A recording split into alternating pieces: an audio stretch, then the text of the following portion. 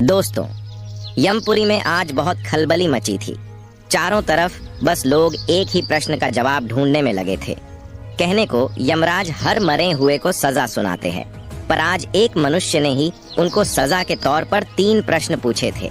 अगर आज इन प्रश्नों के जवाब देने में यमराज असमर्थ रहे तो साक्षात उन्हें यमराज का पद खाली करना पड़ेगा और खुद को मनुष्य के रूप में पृथ्वी लोक में जीवन और मरण का चक्र पूरा करना पड़ेगा। इससे भयभीत होकर आज यमराज, जो हर रोज दूसरों को डराते हैं, उनको डर के मारे पसीने छूट रहे थे, क्योंकि मनुष्य जीवन जीना उनके बस की बात नहीं। तो दोस्तों, वह कौन से प्रश्न थे जिन्हें ऋषि भृगु ने यमराज से पूछे थे और उनसे वचन लिया था? अगर तुम सच में मनुष्य को सजा देने के लिए बने हो तो तुम्हारी अक्ल भी उनसे कई ज्यादा होनी चाहिए। ऐसा कहकर ऋषि भृगु ने यमराज के ऊपर प्रश्न उठाया और कहा, इनके जवाब मुझे दो। पहला प्रश्न था कि संसार में सबसे ज्यादा अपना कौन है। दूसरा प्रश्न, बार बार कौन मरता है। और तीसरा प्रश्न था कि दुखी रहने का सबसे बड़ा कारण क्या है। यमराज को काफी सोच विचार करने से पुरानी बातें याद आई। जब महाभारत के सारे सेनानी मृत्यु के बाद यमलोक आए थे। मित्रों, बात तब की है जब पांडवों सहित द्रौपदी भी मृत्यु शैया पर विराजमान हो गई थी। एक एक बीती हुई बातें यमराज को याद आने लगी। मित्रों, जब द्रौपदी सहित 5 पांडव यमराज की सजा सुनाने के बाद अपनी स्वर्ग यात्रा के लिए चल पड़े थे, जब वे हिमालय पर स्वर्गारोहण के लिए गए थे और एक एक करके सभी पांडवों ने अपने शरीर का त्याग किया था। इनमें से सबसे पहले द्रौपदी ने अपना शरीर त्याग दिया था। कहते हैं जब 5 पांडव आगे पीछे चले जा रहे थे तो चलते चलते रास्ते में द्रौपदी बेदम होकर गिर पड़ी। तब भीम से युधिष्ठिर ने पूछा कि ये कैसे आवाज है। भीमसेन ने कहा कि भैया, लगता है हम में से कोई गिर गया है। जब भीमसेन ने कौन गिरा है ये देखने के लिए पीछे मुड़े तो युधिष्ठिर ने कहा, पीछे लौटकर मत देखना। भीमसेन, इस मृत्यु लोक पर कोई भी किसी का सगा नहीं होता है और हमें इस धर्म मार्ग में किसी के लिए रुकना नहीं है तथा बहुत जल्दी चलते चलते स्वर्ग लोक में पहुंचना है। तभी युधिष्ठिर की बात काटते हुए भीमसेन ने कहा, भैया, ये द्रौपदी है जो हम सभी 5 भाइयों की धर्म पत्नी है, जो हमें सबसे प्रिय है। उसने हमारी खुशी के लिए अपना जीवन दांव पर लगाया था। उसने 5 पतियों की पतिव्रता पत्नी का धर्म निभाया था। फिर भी क्यों उसकी पीड़ा आपको दिखाई नहीं देती? ऐसी भीमसेन की बात सुनकर युधिष्ठिर बोले, भीमसेन, तुम गलत हो।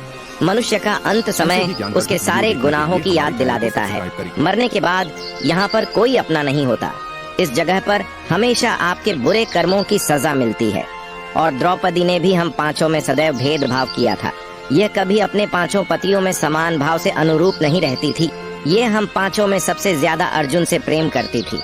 इसी पाप के कारण इसका पतन पहले हुआ है। फिर भीमसेन और सभी भाई द्रौपदी को वहीं छोड़कर आगे के लिए बढ़ गए। मित्रों, दूसरी बार फिर किसी के गिरने की आवाज हुई। इस बार सहदेव गिर गए थे। भीम ने पूछा, भैया सहदेव, हमारा अनुज बेदम होकर गिर गया है। तब भीम ने रुकने का फैसला लिया, किंतु युधिष्ठिर ने भीमसेन और अन्य भाइयों को न रुकने की सलाह देते हुए कहते हैं, सहदेव को अपने बुद्धि पर बहुत ज्यादा अहंकार था, जिस कारण से इसका ये हाल हुआ। इसकी चतुर बुद्धि भी मृत्यु को टाल न सकी। कुछ देर चलते हुए एक बार फिर से धड़मकी किसी के गिरने की आवाज आई।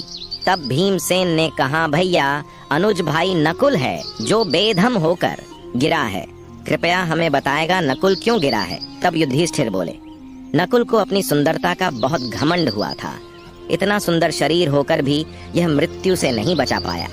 फिर से वे सभी उसे वहीं तड़पता छोड़ वे सभी आगे बढ़ गए।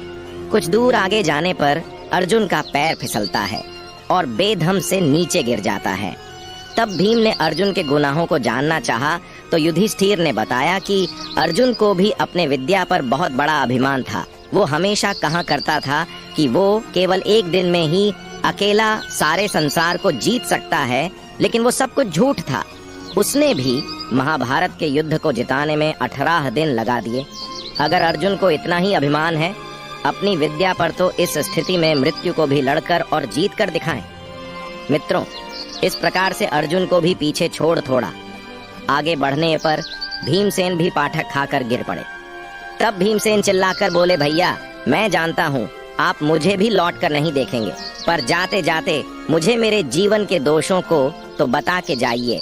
तब युधिष्ठिर कहते हैं, हे विशालकाय भीमसेन, तुम्हारा दोष यह है कि तुम बहुत ज्यादा खाना खाते थे, कभी व्रत उपवास नहीं रखती थे, हमेशा ही दूसरों से ज्यादा खुद के पेट के बारे में सोचते थे। क्या तुम्हें पता है देवता भी एक बार भोजन करते हैं, मनुष्य 2 बार भोजन करते हैं, दैत्य लोग 3 बार करते हैं और सबसे अधिक तो कुत्ता भोजन करता है। मित्रों, भीम बड़ा ही पेटू था, भोजन भट्ट था, उसे अपने बल का तथा अपनी शक्ति का बड़ा ही घमंड था। इसीलिए भीमसेन की यह दुर्गति हुई और वह भी मृत्यु को प्राप्त हुआ। इन सब ने अपने जीवन में कभी न कभी धर्म को छोड़ा था और अहंकार में खुद के लिए नरक के दरवाजे खोले थे। और वहीं दूसरी ओर युधिष्ठिर ने अपने जीवन में हमेशा ही केवल धर्म का मार्ग अपनाया, इसलिए अंत तक धर्मराज टीके रहे और स्वर्ग के मार्ग पर जाने लगे। धर्मराज के साथ एक कुत्ता भी था। वह कुत्ता उनके पूरे जीवन काल में धरती लोक पर साथ था। मरने बाद भी वही कुत्ता उनके साथ भी आया। इस कुत्ते ने उसके जीवन काल में अच्छे काम किए थे, इसलिए उसे भी धर्मराज के साथ स्वर्ग का सफर तय था। अब यमराज को धर्मराज की बातें याद आई। दोस्तों, तभी यमराज ने ऋषि भृगु से कहा, विद्या मित्रम प्रवासेषु भार्या मित्रम गृहेषु च व्याधितस्य औषधम मित्रम धर्मो मित्रम मृतस्य च। जिस तरह से परदेश में रहने वाले की मित्र विद्या होती है, घर में रहने वाले की मित्र स्त्री होती है, जिस तरह हर रोगी की मित्र दवा होती है, उसी तरह मृतक का मित्र धर्म होता है। धर्म से बढ़कर कोई सगा नहीं होता, जो मरने के बाद भी आपका साथ नहीं छोड़ता। जीवन के अंतिम समय में बाकी सारे सगे संबंधी नातेदार आपका साथ छोड़ जाते हैं। इतना ही नहीं, तुम्हारे पूरे जीवन में जिसे कमाने के लिए तुम पूरा जीवन मेहनत करते हो, वो पैसा भी तुम्हें धरती लोक पर ही छोड़कर जाना पड़ता है। हे मुनीश्वर, आपके पहले प्रश्न का जवाब यही है। संसार में सबसे ज्यादा सगा आपका धर्म होता है, धर्म से बढ़कर कुछ भी नहीं होता। दोस्तों, धर्मराज युधिष्ठिर उस कुत्ते के साथ हिमालय के सर्वोच्च शिखर पर पहुंच गए। उन्हें लेने के लिए स्वर्ग से विमान आया था और देवताओं ने युधिष्ठिर से कहा, महाराज युधिष्ठिर विमान में विराजमान हो जाइए। यह बात सुनकर युधिष्ठिर कहते हैं, मेरा यह कुत्ता भी मेरे साथ जाएगा। इस पर देवताओं ने उत्तर दिया कि ये कुत्ता स्वर्ग में नहीं जा सकता, केवल आपके लिए ही विमान आया है। धर्मराज कहते कि कुत्ते के बिना मैं स्वर्ग जाने की इच्छा नहीं रखता। एक एक करके मेरे सभी सगे मेरा साथ छोड़कर चले गए, किंतु इस कुत्ते ने अभी तक मेरा साथ नहीं छोड़ा है। और धर्म के अनुसार सगा वही है जो अंत तक आपका साथ ना छोड़े। यदि धर्म के मार्ग में कुत्ता भी आपका साथ दे तो उसका भी त्याग नहीं करना चाहिए। यमराज बोले, मुनिवर, आपके दूसरे प्रश्न का जवाब है, जो जीवन की कामनाओं से घिरा रहता है वह बार बार मरता रहता है। जो कामनाओं से रहित हो गया वह सुखी भी है और पूर्ण शांति को प्राप्त होता है। कई बार हम निरर्थक और अंतिम कामनाओं के कारण अनावश्यक चिंता और तनाव से मर जाते हैं, जबकि कामनाओं को त्याग कर हम शहीद होकर उनसे मुक्त हो सकते हैं। मित्रों, यमराज को अब थोड़ा अच्छा महसूस हो रहा था, क्योंकि उन्होंने 2 प्रश्नों के सही जवाब दिए थे। अब तीसरा प्रश्न ये था कि बार बार दुखी कौन रहता है। अब यमराज सोच विचार में पड़ गए। तभी उन्हें धरती लोक पर भ्रमण करते हुए एक दिन का नजारा सामने आया। बात यह थी कि विशालपुर में एक बड़ा ही धनी व्यापारी था। उसके पास बहुत सारा धन था, उसका व्यवसाय भी खूब अच्छे से चल रहा था, खूब पैसा था उसके पास। लेकिन एक दिन की बात है, व्यापारी अपने घर में पड़ा पड़ा बेचैन अवस्था में लेटा हुआ था। उसे नींद नहीं आ रही थी, मन में चैन नहीं था, बहुत बेचैनी ही थी। पत्नी ने पति को बेचैन देखकर उससे पूछा, आपको क्या हो गया है? इतने परेशान क्यों हैं आप? कोई समस्या है तो कृपया ऐसे ही मुझसे कहिए। देखने के लिए हमारे व्यापारी कुछ भी नहीं बोला, बस शांत पड़ा रहता है। फिर दूसरे दिन भी उसकी यही हालात थी। तब पत्नी ने बहुत जिद की और कहा कि आपको बताना ही होगा कि आप किस चिंता में हैं। तब व्यापारी ने कहा, हे सखी, ये मत पूछो कि मैं किस चिंता में हूँ। अगर तुम भी सुनोगी तो तुम्हारी भी हालात मेरी जैसी हो जाएगी। परंतु पत्नी ने जिद करके पूछा कि आपको बताना ही होगा कि आप किस लिए चिंतित हैं। पत्नी के विशेष आग्रह करने पर उसने कहा कि हे सुमन, एक दिन मेरे मन में विचार आया कि यदि हमारा सारा कामकाज बंद हो जाए तो फिर हमारी क्या स्थिति होगी। तब मैंने हिसाब लगाकर देखा कि अगर आज हमारा व्यवसाय बंद हो जाए तो हमारे पास इतना धन है कि हम अगली 9 पीढ़ी तक आराम से बैठकर जी सकते हैं, परंतु इसके बाद हमारे पास कुछ नहीं रहेगा। मुझे चिंता इस बात की है कि 9 पीढ़ी के बाद हमारी अगली पीढ़ी के जो बच्चे होंगे वह तब फिर क्या खाएंगे, फिर कैसे काम चलेगा। यही सोचकर मैं बड़ा दुखी हूँ। मुझे इसी बात की चिंता हो रही है। मित्रों, उस सेठ की पत्नी बड़ी ही बुद्धिमान थी। वह बोली, ठीक है, अभी आप चिंता मत करो। कल हम मेरे मायके के संत जी के पास चलेंगे और उनसे अपनी समस्या का हाल पूछ लेंगे। आज सो जाओ। मित्रों, पत्नी ने सेठ को किसी तरह से सुला दिया। अगले दिन जब दोनों ही संत के आश्रम में पहुंचे तब सेठ की पत्नी ने संत को कुछ सामान भेंट के लिए लाया था।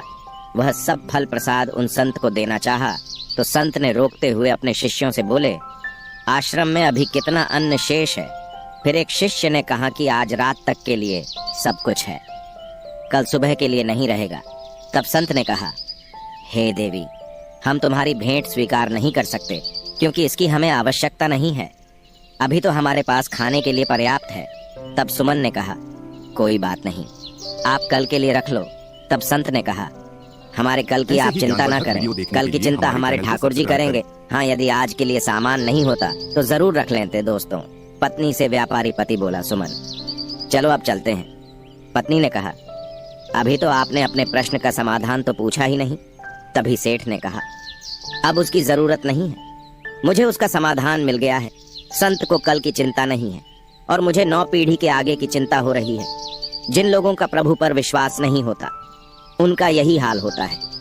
मित्रों, यमराज को भी तीसरे प्रश्न का जवाब मिल गया। उसने तुरंत ऋषि भृगु से कहा, संसार में सबसे ज्यादा दुखी चिंता करने वाला रहता है। हमारी चिंता ही हमें सबसे ज्यादा दुख देती रहती है, इसलिए हमें बिना किसी वजह से चिंता नहीं करनी चाहिए।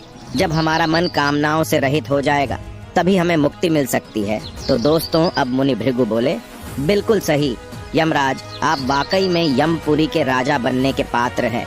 मैंने तो बस आपकी परीक्षा ली, मुझे माफ कर दीजिए। अब यमराज को अपनी राजगद्दी जाने का डर समाप्त हो गया। तो दोस्तों, आपको हमारा वीडियो कैसा लगा कमेंट में जरूर बताएं।